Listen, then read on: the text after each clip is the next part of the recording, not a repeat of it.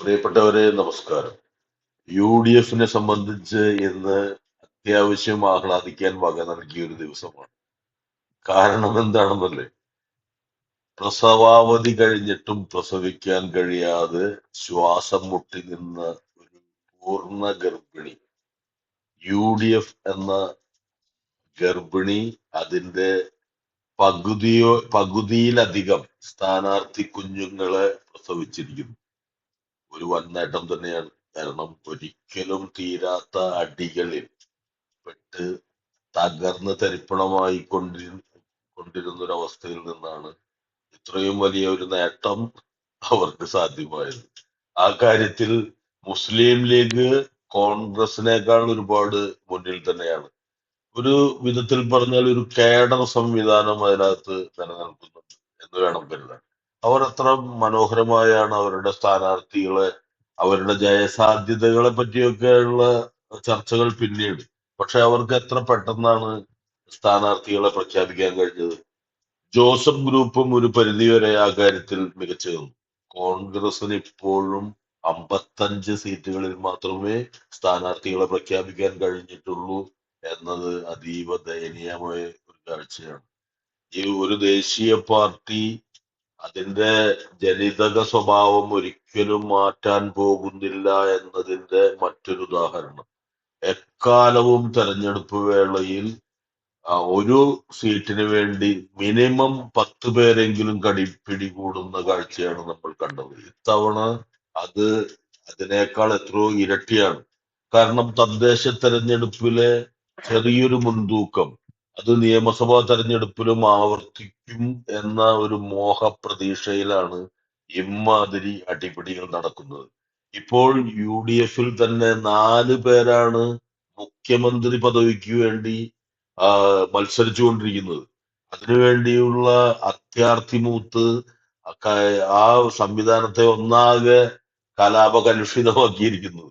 അതിൽ ഊർദ്ധൻ വലിച്ചു കിടക്കുന്ന കെ സുധാകരൻ മുതൽ യുവത്വത്തിന്റെ സിംഹമായ വി.ഡി. സതീശൻ, കെ.സി. വേണുഗോപാൽ എന്ന കുശാഗ്രബുദ്ധിയായ ആ, രാഹുൽ ഗാന്ധിയുടെ അനുഗ്രഹാശിസുകളുള്ള നേതാവ്, രമേശ് ചെന്നിത്തല എന്ന പരാജിതനായ നേതാവ്. പരാജിതൻ എന്ന് പറയുന്നതിന്റെ കാരണം എന്താണെന്ന് വെച്ചാൽ അദ്ദേഹം ഒരുപാട് വർഷങ്ങളായി മുഖ്യമന്ത്രി പദം മോഹിച്ച് മോഹിച്ച് ഇങ്ങനെ വിവശനായി ശരശയ്യയിൽപ്പെട്ട പോലെ കിടക്കുന്നു. ഈ വർഷമെങ്കിലും അദ്ദേഹത്തിന്റെ മോഹം പൂവണിയുമെന്നുള്ള ഒരു മോഹപ്രതീക്ഷയിലായിരുന്നു ആ പാവം. ഒന്നും നടക്കില്ല എന്നുള്ളത് പകൽ വെളിച്ചം പോലെ വ്യക്തമാണ്. കാരണം ഓരോ തെരഞ്ഞെടുപ്പിനെയും ജനങ്ങൾ അതത് തെരഞ്ഞെടുപ്പുകൾ അർഹിക്കുന്ന വിധത്തിലാണ് കാണാറ്.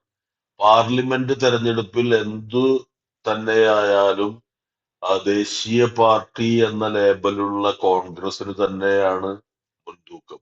കാരണം അഖിലേന്ത്യാ തലത്തിൽ ഇപ്പോഴും ഒരു പ്രസൻസ് ഉള്ള ഒരു ദേശീയ പാർട്ടി എന്ന നിലയിൽ കോൺഗ്രസിനെയാണ് ബി.ജെ.പിക്ക് ബദലായിട്ട് കേരള ജനത കാണാറ്. അതിന്റെ ഒരു അഡ്വാൻറ്റേജ് അവർക്കുണ്ട്. തദ്ദേശ തെരഞ്ഞെടുപ്പിൽ പ്രാദേശിക കാരണങ്ങൾ, പ്രാദേശിക വികസനവുമായി ബന്ധപ്പെട്ട കാര്യങ്ങൾ, പ്രാദേശികമായി തെരഞ്ഞെടുക്കപ്പെട്ട വാർഡ് മെമ്പർമാരുടെ പ്രശ്നങ്ങൾ ഇതെല്ലാം ബാധിക്കും. അതുപോലെയല്ല സംസ്ഥാന നിയമസഭയിലേക്കുള്ള തെരഞ്ഞെടുപ്പ്.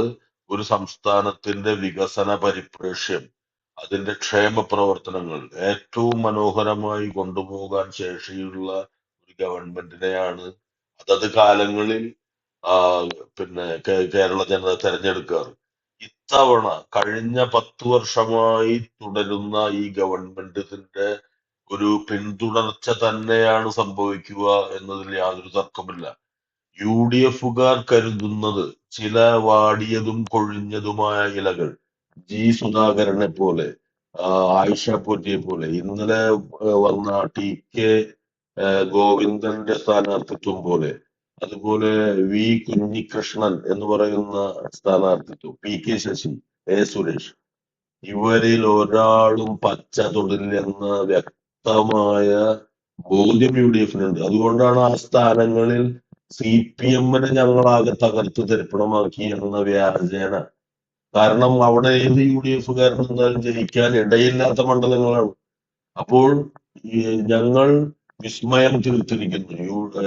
LDF-ന്റെ, പ്രത്യേകിച്ച് CPIM-ന്റെ മുൻനിര നേതാക്കളായിരുന്നവരെയൊക്കെ അടർത്തിയെടുത്ത് ഞങ്ങൾ വലിയൊരു രാഷ്ട്രീയ വിസ്മയം തീർത്തിരിക്കുന്നു എന്ന ഒരു പ്രതീതി ജനിപ്പിക്കുക. എന്നാലോ അവർക്ക് വളരെ കൃത്യമായിട്ടറിയാം, ആ ഓരോ മണ്ഡലങ്ങളുടെയും ചരിത്രം പരിശോധിച്ചാൽ അറിയാം, ആ മണ്ഡലങ്ങളൊന്നും UDF-ന്റെ കൈപ്പിടിയിൽ ഒതുങ്ങുന്ന മണ്ഡലങ്ങളേ അല്ല.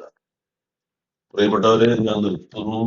ഇനി കേരളത്തിലെ തെരഞ്ഞെടുപ്പിന്റെ ഓരോ ദിനവും അതിന്റെ ചലനവേഗം, ശരവേഗത്തിലുള്ള പ്രചരണ ആ, മുന്നേറ്റം കാണാനിട വരുന്ന, അതിന് സാക്ഷ്യം വഹിക്കാൻ പോകുന്ന ദിനങ്ങളാണ് ഈ ദിനങ്ങൾ. ഈ ഇനിയും ഉദ്വേഗജനകങ്ങളായ ട്വിസ്റ്റുകൾ ഉണ്ടാവും എന്ന്, അതിനുവേണ്ടി നമുക്ക് കാത്തിരിക്കാം. അതിനേക്കാളുപരി ഈ LDF ഗവൺമെന്റിന്റെ ഒരു പിന്തുടർച്ച സംഭവിക്കുന്ന ഒരു ദിവസമായി മാറട്ടെ ഏപ്രിൽ 9 എന്ന് മാത്രം പറഞ്ഞുകൊണ്ട് നിർത്തുന്നു.